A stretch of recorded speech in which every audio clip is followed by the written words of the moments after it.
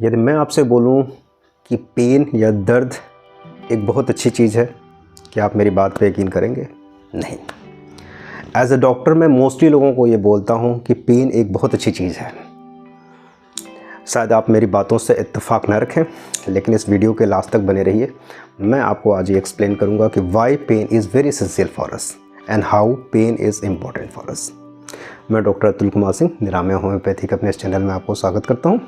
यदि आपको ये वीडियो पसंद आ रहे हो तो बाकी लोगों से शेयर करिए, लाइक करिए, और अभी तक आपने हमारा चैनल यदि नहीं सब्सक्राइब किया है तो ज़रूर सब्सक्राइब करिए।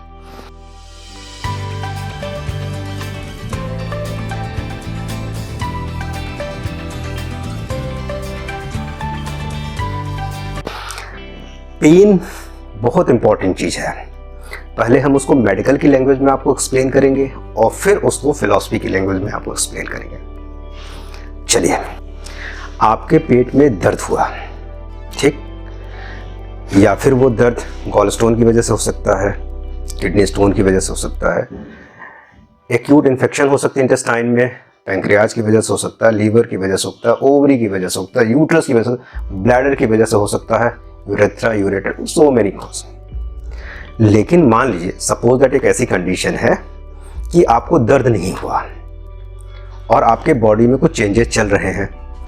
इन चेंजेस की प्रेजेंटेशन के तौर पे यदि आपको दर्द नहीं हुआ तो क्या आपको ये बात मालूम चलेगी कि आपके अंदर कोई दिक्कत चल रही है? नहीं। इसको दूसरे तरीके से समझते हैं। कार्डियक अटैक जब कभी आता है तो जो डायबिटीज के मरीज होते हैं उसमें साइलेंट एंजाइना होता है, यानी कि यदि हार्ट का अटैक आया और इसका रिफर्ड पेन लेफ्ट हैंड में गया तो आदमी कॉन्शियस हो जाता है और भाग के तुरंत डॉक्टर के पास जाता है और अपना इलाज शुरू करवा देता है। डॉक्टर इन्वेस्टिगेट करके डिफाइन कर देता है कि it is because of the cardiac origin, so जल्दी से जल्दी उसका इलाज करवा लिया जाए, मायोकार्डियल इन्फेक्शन से पहले इसको ठीक कर लिया जाए। डायबिटीज़ के मरीजों में ये पेन नहीं होता है, शुगर के मरीजों में ये एंजाइना का पेन नहीं होता। हार्ट अटैक आया, वो जब तक डॉक्टर तक पहुंचा तब तक निपट गया। इसी तरह से स्पाइन में कहीं हर्निएशन हो रहा है, डिस्क प्रोट्रूजन हो रहा है, डिस्क प्रोलैप्स हो रहा है।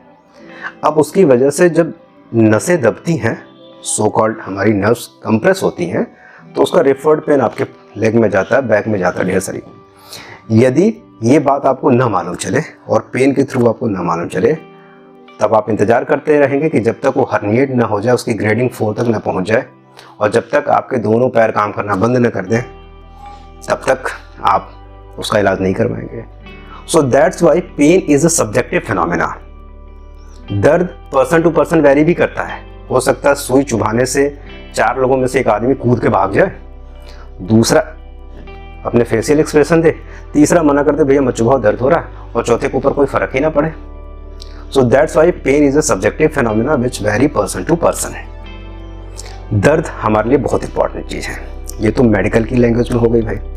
आपको कहीं ऑब्स्ट्रक्शन की फीलिंग हो रही है, चाहे कुछ भी हो रही है व्हाट्सएवर, चाहे बॉडी में कोई भी पैथोलॉजी चल रही है जिसमें क्रॉनिक इन्फ्लेमेशन चाहे एक्यूट इन्फ्लेमेशन चल रहा है, तो उसमें कुछ ऐसे मीडिएटर, केमिकल मीडिएटर्स भी निकलते हैं जो आपके पेन को प्रेसिपिटेट करवाते हैं, जो बताते हैं कि अंदर कुछ गड़बड़ चले। बॉडी एक है, आपको अभी फीवर हुआ नहीं है और शरीर में दर्द हो रहा है। अब ऐसे समझिए कुछ दिन पहले डेंगू आया था। डेंगू में यदि जॉइंट पेन ना हो और बॉडी एक ना फील हो तो आदमी डेंगू की जांच क्यों करवाएगा, और वो बेचारा अंधेरे में ही मर जाएगा। तो there are so many infection and other also a body related issues in which pain is a symptomatic presentation, और जो हमारे लिए बहुत ज़रूरी होते हैं। जब तक उसका प्रेजेंटेशन नहीं आएगा तब तक हम डॉक्टर के पास इलाज करवाने नहीं जाएंगे। लेकिन मरीज क्या करता है, मरीज पेन किलर खा लेगा और बैठ जाएगा। तो आपने पेन को तो सबसाइड कर लिया, लेकिन जिस वजह से पेन है वो नहीं गया। That's why investigation is very important part in the daily regular practice for any doctor. अब बात करते हैं इसको फिलॉसफी की लैंग्वेज में। दोस्त, जिंदगी की शुरुआत ही दर्द से होती है। आप एक्सपेक्ट करो कि किसी के घर में डिलीवरी होने वाली है और उसको लेबर पेन नहीं हुआ, कैसी कंडीशन होगी?